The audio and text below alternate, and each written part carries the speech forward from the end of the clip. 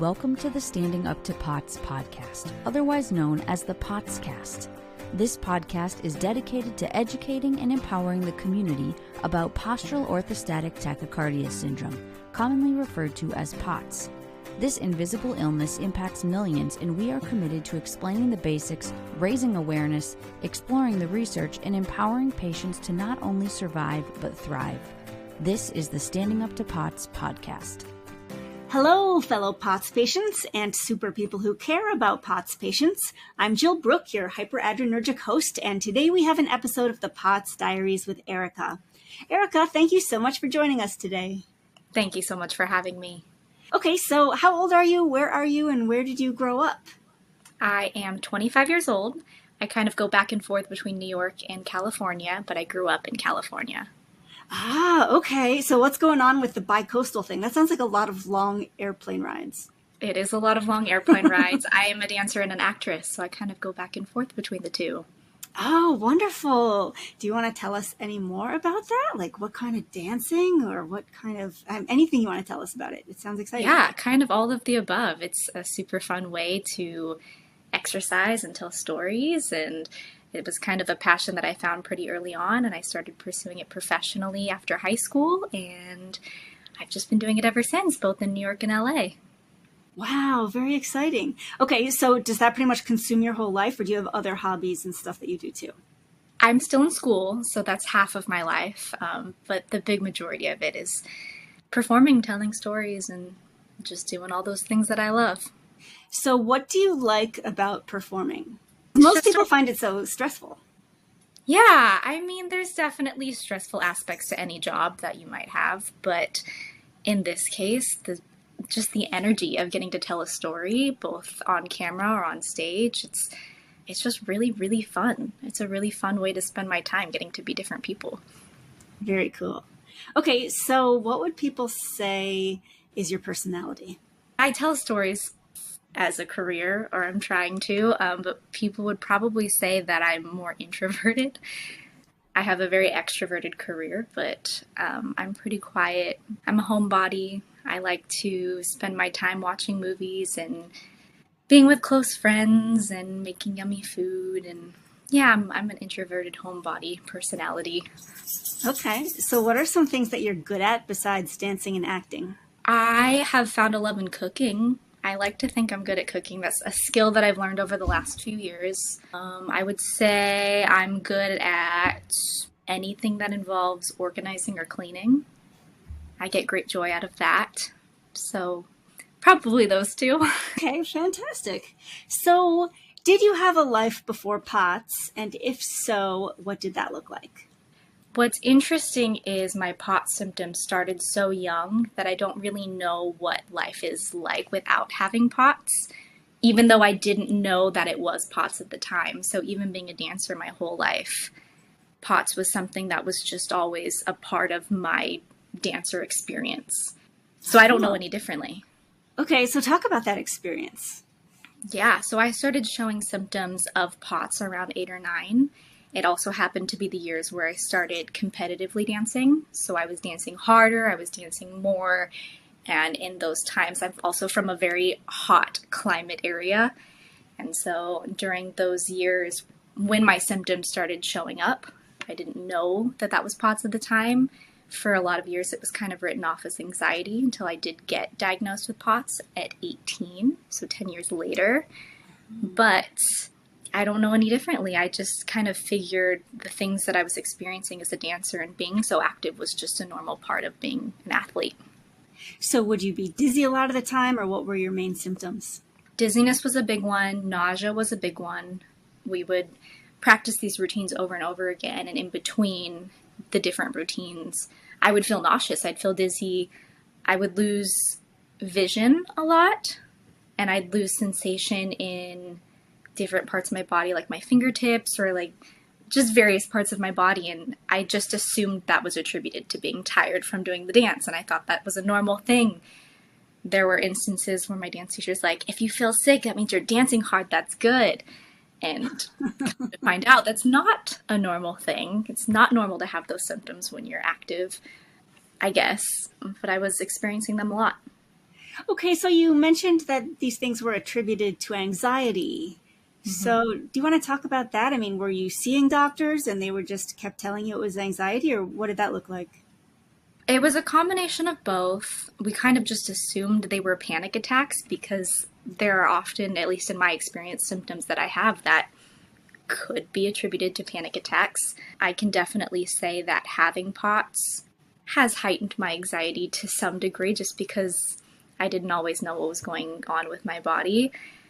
There are things like exhaustion and the nausea and the dizziness that could have been attributed to some forms of anxiety, but ultimately it took a lot of testing and one specific instance where I had a POTS trigger that turned into an episode that I finally did get a test where they were like, oh, no, you have POTS, not just anxious feelings or these days of panic attacks. So how did that feel? It was kind of a relief knowing. Scariest part of thinking that it was panic attacks or anxiety was not knowing how to control it. I thought I was having these panic attacks for no reason. I was just experiencing these episodes where there was nothing specific bringing it on because I didn't know it was POTS and I didn't know how to maintain those symptoms. And knowing that there was something specific causing those symptoms and there were ways to manage them specifically because it's POTS was a huge relief. Yeah, I mean, were you ever worried that you would have to stop dancing? No, and thankfully. As much as dance and POTS aren't really the best partners, it never really crossed my mind that I wanted to quit. I kind of just always wanted to push through those symptoms and find my way as a dancer. And so looking back, how much anxiety do you think you had? Or do you think that was all POTS or 50-50? Or like, does it completely change your interpretation of how you spent the last 10 years? I think there is a little bit of both. Obviously, a lot of my symptoms are attributed to POTS, and that's very apparent now, and I'm so thankful to know that it is POTS. I think the biggest part of having anxiety came from the not knowing and not understanding why. And even though there were those anxious feelings because I didn't know what was happening with my body, I think the POTS was always there, and that was still a lot of the symptoms that I was having. Okay. So once you found out it was POTS, how much were you able to improve and what helped you?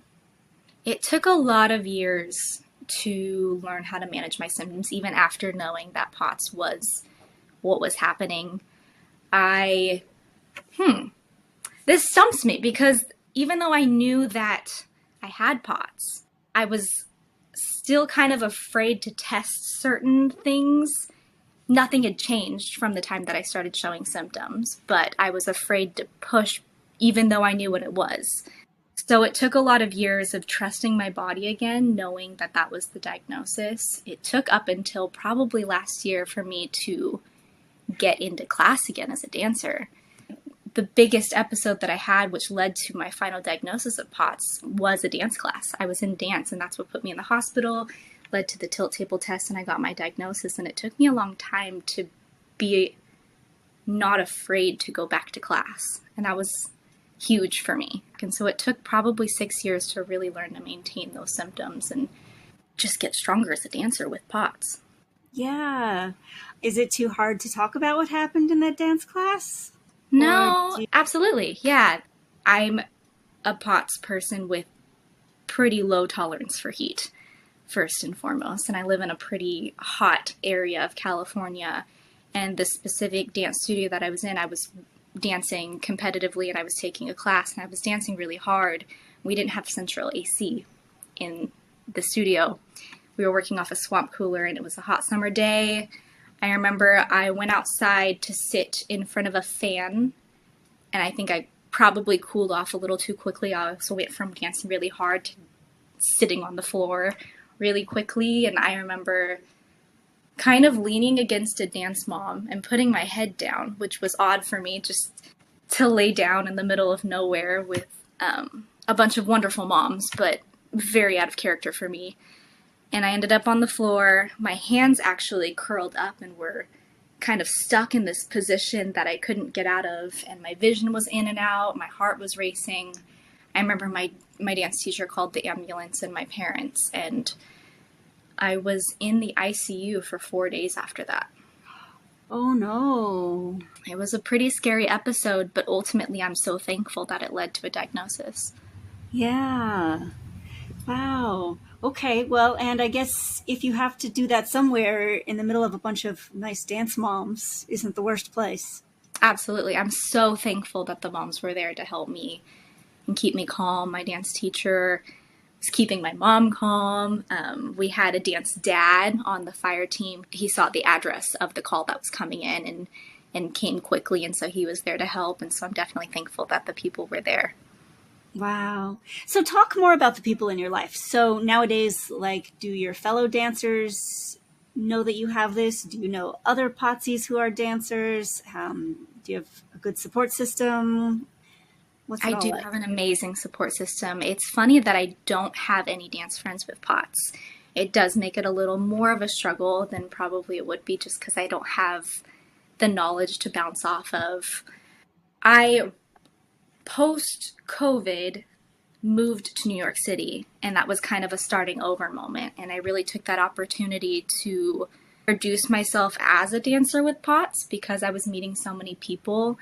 I started training with a wonderful teacher in New York City, and I was very open about having POTS, and I wasn't as open about that. So it was a really cool moment where I could kind of reintroduce myself as a dancer with POTS. But as far as having people around me that are dancers that experience the same things, it's kind of not there. So I'm really thankful to be able to share my experiences, hopefully, so other dancers with POTS can hear my story. So do you also have the hypermobility angle to all this? What do you mean by that? So a lot of POTS patients also have hypermobile joints because either they have the hypermobile EDS or other kinds of hypermobility spectrum disorders. I sure do. I have a thumb that I always thought was like a cool party trick. Oh, yep. Come to find out, it's POTS related. My knees actually dislocated a lot as a kid. Also not very fun as a dancer. So that's something that I dealt with, dislocating joints, random things like my thumb. Yeah, I definitely experienced a lot of that as well. So do you have to take pains to protect them or do anything special with the dancing? I do. I rely a lot on compression socks and a lot on Advil. Anytime I'm going in for a big audition or a big class, I try to take Advil before I go. And then I try to use either a therapy gun after. I try to roll out my muscles as much so they're not pulling my knees out. I try to do anything I can to avoid those hypermobility issues as a dancer. So what are the things you have to do, if anything, on a daily basis to stay functioning at your best? Compression socks have been a game changer in the last year, and that's probably the biggest thing for me. One of my most aggressive symptoms that happen probably the most often are the leg pains that I get. I don't necessarily have a definitive diagnosis of exactly what they are, other than that they're related to POTS. So I do a lot of heat and compression to try to alleviate that pain, especially as a dancer, because it comes on a lot after dance classes or after a lot of movement. And so that's probably the biggest thing that I have to do to get through the day. It's the most prevalent symptom I have. So what's the hardest thing about living with POTS? Probably the not knowing.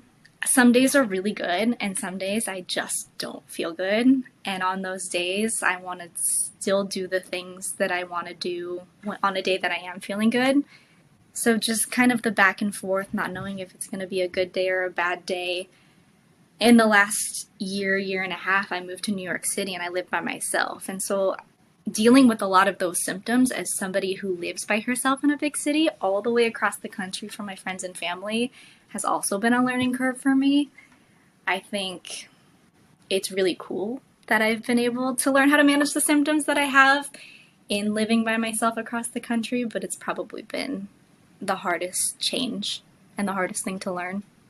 Do you have any tricks or strategies that you use to make it easier? Like, I'm thinking about how New York City can get so hot. And I don't know, do you ever have days where you're just like, I don't know, it's just hard to go out and get food, or I don't know, whatever it is. Like, do you do special things to kind of be ready for tough days? I keep something salty in my apartment at all times, and I keep it not at a level where I can't reach it. So I keep it like in the bottom shelf or the bottom drawer of my refrigerator, and that's a huge thing for me. I have a lot of POTS symptoms at night especially, so I like to have it accessible. So salt, Gatorade, soups, and a good heating pad. Heating pad has been a game changer for me as well. Ah, okay. For that leg pain? Leg pain, even sometimes the nausea symptoms, the heating pad's just really comforting. Yeah, heating pad's like my sleep buddy. Okay. So what's the best type of help or support that friends or family can give you these days? Probably just encouragement. I've been really open in the last year with sharing my story more on social media and in person, especially reintroducing myself as a dancer, and the support that I've gotten through sharing my story has been really cool. I was I mean, as a dancer, you want to do your best. You want people to think that you're doing your best. And sometimes it's a little bit scary to share a story like having POTS, because you don't want to be thought less of as an athlete. You don't want people to think that you can't do something just because you have POTS. And to have people on social media and in real life be really supportive in me sharing my story has been really, really cool. Oh, that's great. So has it been purely supportive, or like what percentage? Absolutely. Oh, good. Purely supportive from everybody. I'm so thankful. Wonderful. So is there anything you know now about living with POTS that you wish you had known sooner? Ooh, I mean, solely symptom-wise, I thought my leg pains were growing pains growing up. I would have treated them differently had I known that. There are just different symptom things, especially thinking that POTS is anxiety. And yes, some of the symptoms overlap, but in general, I wish I had been more conscious of the symptoms and probably a little nicer to myself. There were a lot of instances, especially in dance class, where I would get frustrated. I still do. I get frustrated at myself that sometimes POTS just means that you need rest, or you need a break, or you need this, and sometimes it gets frustrating. So I wish I had learned to be a little nicer to myself regarding the symptoms earlier on. Well, yeah. Do you think that it changed your personality? Because to go from 8 to 18, having symptoms and thinking you're so anxious, I imagine that would really affect you during some formative years. Yeah, I really thought that I was just struggling for no reason. And I'm proud of the things that I've been able to accomplish having POTS and having those symptoms, whether they be anxiety or POTS or anything else that's going on in my body. I'm really proud of myself, and I don't think that as a young 8, 9, 10-year-old, I would have been as proud of myself as I am now. Yeah. Are there any silver linings to having POTS? You can eat goldfish, and it's good for you because it's salty. I can eat salty snacks all the time, and I can just tell people I need it. So is it your professional goal to become a dancer and an actress? And if so, is there anything special you'll be doing to minimize the effect that POTS has on that? Because I imagine that some of those things would involve kind of long, grueling, upright days. Yeah, the first project that I ever booked was before I kind of told people that I had POTS. And I was very, very conscious of who knew and who didn't, because I didn't want people to think that I wouldn't be able to work hard in this particular project. And the project lasted 6 months, and after we wrapped, I did on my social media announce how proud I was of being able to accomplish that as a POTS patient. I think going forward, I'm excited to continue to train and learn more about my body and test my limits as a dancer. I'm always learning new limits. Even in the last few weeks, I've accomplished more than I ever thought I could endurance-wise. I lost a lot of endurance over those years of being diagnosed and then not knowing how to manage the diagnosis, having to learn about my body all over again. I'm really excited to continue to learn about my body and the things that I can do and learn how to even better manage my symptoms so that I can accomplish those things. So if there is, imagine, let's say, a 10-year-old or a 12-year-old aspiring dancer out there who's listening right now, who has POTS, or maybe they don't have a diagnosis yet, but they suspect maybe they have POTS. Do you have anything that you'd say to them? Yeah, listen to your body. It's okay to rest. It's okay to take a break. It's okay to give yourself a little bit of extra love because your body is doing really amazing things. And just keep working hard, learning more about yourself, about your love for whatever you're wanting to pursue. And it doesn't have to stop you. Yeah. Can you talk more about your victories? So it sounds like you're up to some really cool stuff and you sound very modest. And so tell us about some victories, things that you've been able to do despite POTS. Yeah. The first project that I ever booked, which happened to be my first audition, which was really, really cool, was The Prom on Netflix. And so I danced in Netflix's The Prom, directed by Ryan Murphy and choreographed by Casey Nicola. The most incredible experience. And it was just a really cool moment, something that even myself not knowing that I had POTS didn't think that I'd be able to do. So then adding on that POTS diagnosis, I wasn't really sure. So that was a big accomplishment. I was really, really proud of myself. I've been able to work a couple more times on a couple other projects since then, but it's only going to get better. Fantastic. Excellent. Okay, so Are you up for doing a speed round where you say the first thing that comes to your mind? Sure. What's your favorite way to get salt? Goldfish. What is the drink you find the most hydrating? Gatorade. What is your favorite brand of compression stockings? I get them off of Amazon, but I don't know the brand. Okay, that's okay. What is your favorite time of day and why? Lunch, because I can eat a sandwich. Where is your favorite place to spend time and why? New York City, because it's fast-paced and magical. How many doctors have you seen for POTS over the years? 1. How many other POTS patients have you ever met face-to-face, in person? I think 3. What is one word that describes what it's like living with a chronic illness? Determination. What is some good advice you try to live by? Don't let it stop you. What is something small or inexpensive that brings you comfort or joy? A heating pad. Who is somebody that you admire? My parents. Do you want to say why? Because their work ethic is amazing, and I really aspire to raise kids the way that they raised us. What is your favorite movie? Ooh, Hairspray. What is your favorite dance to dance yourself? Musical theater. What's your favorite food? Sandwiches. What is something you're proud of? Being a dancer with POTS. What is an activity that you can enjoy even when you're the most potsy? Watching a really good movie. Do you have any tricks for falling asleep? Reading before going to bed. Do you have any tricks for getting energy when you need it? A good hearty meal. What is a gift that you would have sent to every POTS patient on Earth if you had infinite funds? Ooh, that's a good one. Gatorade. What is something you're grateful for? I am grateful to have a really good support system, really good friends and family that are always there for me.